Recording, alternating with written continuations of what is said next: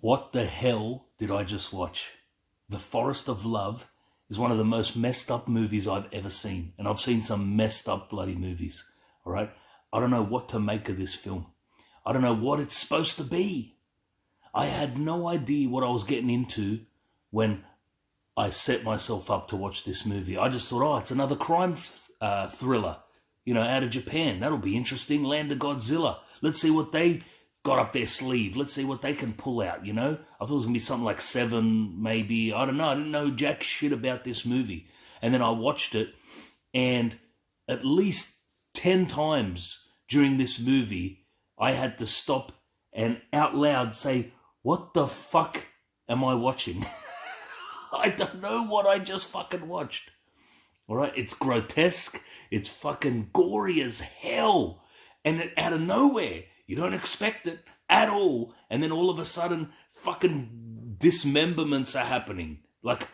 And the camera lingers on it too. Not just a quick shot. It's like, hey, get a fucking close-up look at us hacking bodies to pieces. And it looks really, really real. All right? There's weird lesbian Japanese schoolgirl overtones happening throughout the movie. You get these weird flashbacks to the girls in high school. I don't know what the fuck that was all about. And this theme of Romeo and Juliet playing throughout the movie, because it was a play that these girls were doing in school. But I got lost. I got lost, going in, fucking partway into this movie. But I couldn't stop watching the damn thing. I'll give it that. It was engaging. It was shot very nicely. The acting was good. And especially the standout, the character of Joe Murata, or however you say it, Joe Murata. That character is going to stay with me. He is an evil motherfucker, but the way he's played was fucking hilarious. The actor who played him was brilliant in this role. Now, like I'm saying, the movie was fucked up. It was crazy, all right? But this guy he was practically like Satan incarnate, all right, this guy. But the way his line delivery and some of the actual dialogue, I don't know if it's a lost in translation thing from Japanese to English, but the way this fucker was talking was absolutely hilarious. Dark and sinister, but his delivery was just insanely comedic. And maybe it's just me. Maybe I'm crazy and I'm the only one that found his performance to be one of the funniest things I've ever seen. But it was out of this world, all right? His character is going to go down for me as one of the best villains that I think I've ever seen in a movie, all right? And it's a 2.5-hour movie. I couldn't believe it was that long when I went into it. I guess I didn't look at the runtime, and I pressed play and it said, 2 hours, 31 minutes remaining. I was like, what? I can't believe it's this long. But it was a slog, but I couldn't look away. As horrible as it got in some places, I could not look away. All right? It was very... It's like a fucking train wreck, where you can't stop staring at it. That's what it was. I don't know what to make of this movie. It's a crazy fucking movie. I can't even really, if you're squeamish, do not watch this movie. If you're easily disturbed by dark themes and reprehensible characters, don't watch this movie. If you're a crazy psycho, then, maybe you'll see this as an endorsement, what I'm saying about the movie, but it's not really. It's not. It's a crazy fucking movie. And, I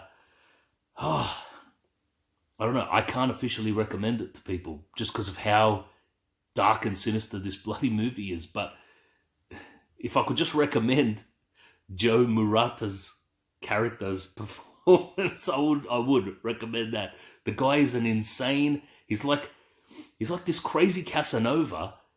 Like, the women can't resist this guy everywhere he goes, but he's like a schlub. He's like just an average Joe.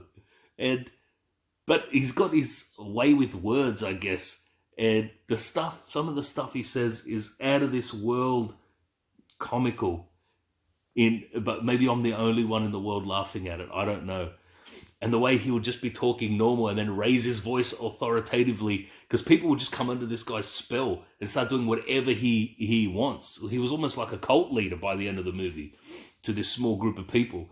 And the way he would just be talking at a normal level and then raise his voice up really high and talk really fast. It was cracking me the hell up. Maybe this movie's driving me crazy. I don't know. But I don't want to really reveal anything about the plot, because if anyone actually intends on watching this movie and being shocked by it, then you got to go in cold, not really knowing much about it. All I can say is Joe. I don't know why I call him David. Joe Murata. He steals the show for me. If there's an equivalent of the Japanese Oscars, this guy should get it. Absolutely. He devoured the scenery, chewed the shit out of it. The special effects were horrifically realistic in the gory scenes. Horrifically. And like I said, that camera just lingers like a motherfucker. I wish it would turn away. But it didn't. I don't know anything about the filmmaker, but this is the craziest fucking movie I've ever seen. One of the most messed up movies I've ever seen. I've seen the Hostel movies and all that. There are gorier movies than this, but this movie was just so fucking dark and nihilistic. And oh my god, the characters were all evil pricks. All of them were reprehensible. Almost even the characters that you wanted to sympathize with in moments, they were all bastards, evil bastards. Maybe that's a spoiler alert. I don't know. Hopefully not. I would know because I did see the movie, didn't I? But no, this movie it's not a fucking Little Red Riding Hood. It's not a fairy tale, all right? It's a dark, depressing fucking movie. So that's a warning, okay? And my God, the people complaining that Joker was violent, man, this movie made Joker look like Bambi. I'm serious. It made Joker look tame and modest compared to this movie and the stuff that's in it. All right? And people who complain about, treatment of women in movies and that. Don't watch this movie if you don't like women being mistreated by males in movies. All right? Now, it is just a movie and this shit does happen in real life. So, I'm not one for censorship and saying movies can't depict horrific events, because horrific events happen in real life, and movies are supposed to be, an imitation, I guess, of real life, or a window to view it through, a prism, a filter, whatever fucking avant-garde bullshit talk that they say about movies. Anyway, the point being, the whiners who complained about Joker, they ain't seen nothing yet, all right? They haven't seen this movie. This movie's insane, all right? But, like I said, it's engaging in its depravity. A weird way to describe it, but it is a depraved movie. There's some fucking horrible shit in this movie. But like I said, like a train wreck, I couldn't stop watching. I had to see what was going to happen at the end with these characters. I wanted to see if there was going to be any kind of conclusion, redemption. I don't know, resolution. And I'm not going to reveal what happens. So you got to watch it for yourself at your own risk, your own peril, all right? So there's a warning for the disturbing nature of the film. So if anyone watches it, based on this, and this isn't a recommendation, I'm just telling you what I thought of this movie. If anything, this is a warning. Like I said, it's a warning that this movie is out there on Netflix, and it looks like an innocuous little crime thriller drama, but it's a lot more than that. It ain't just innocuous, not at all. All right, folks? So, The Forest of Love. Can I even rate this motherfucking movie? I don't know. I don't know what to rate it. Like I said, it was well shot and well acted, and some of the dialogue was hilariously weird, but I don't know if that's, again, the translation or not, from English to Japanese. And what's with Netflix giving the option to hear the whole movie dubbed into English? I tried it in a few scenes just to hear how they would deliver the same line, and it was horrible. The dubbing job was atrocious. whoever dubbed it. Sorry, but you did a shit job. All right, it was way better in Japanese. I just switched it back to Japanese and threw those bloody subtitles on. It's the only way I could watch it coherently. I can't watch shit where the mouths are moving differently to the words being spoken. It just throws you way off.